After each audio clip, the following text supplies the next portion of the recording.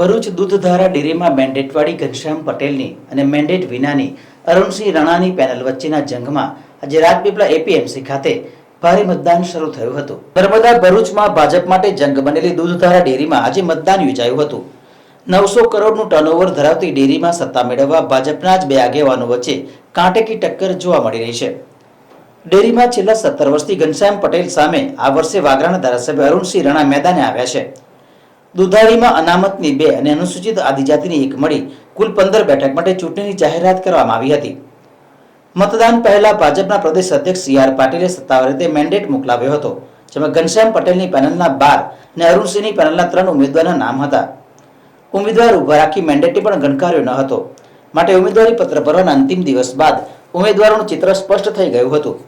ડેરીના 11 શાસન ઝોનની 11 બેઠક માટે બંને સામે પેનલ મળીને 22 ઉમેદવાર, ભાજપના મહિલા અનામતની 2 બેઠક માટે રણાએ 4 ઉમેદવાર અને અનુસૂચિત કુલ 2 ઉમેદવાર, જેમાં આજે ભરૂચમાં આયોજન ભવન ખાતે અને રાજપીપળામાં એપીએમસી ખાતે સવારે 8 થી સાંજના 4 વાગ્યા સુધી મતદાન કરવામાં આવ્યું હતું.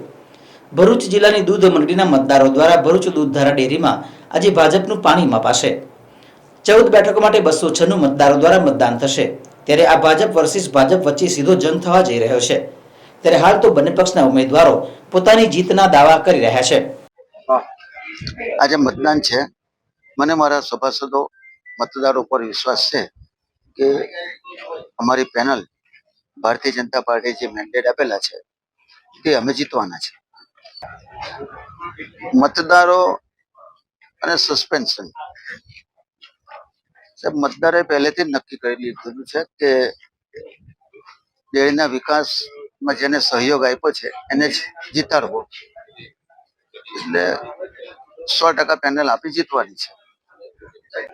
પ્લાનિંગ અમારું આગામી 10 વર્ષનું છે. એ પ્લાનિંગ મુજબ અમે આગળ વધવાના છે. 296 મતદારો આજે મતદાન કરશે.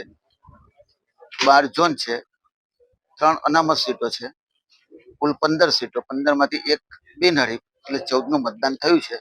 આવતીકાલે 14નું રિઝલ્ટ છે.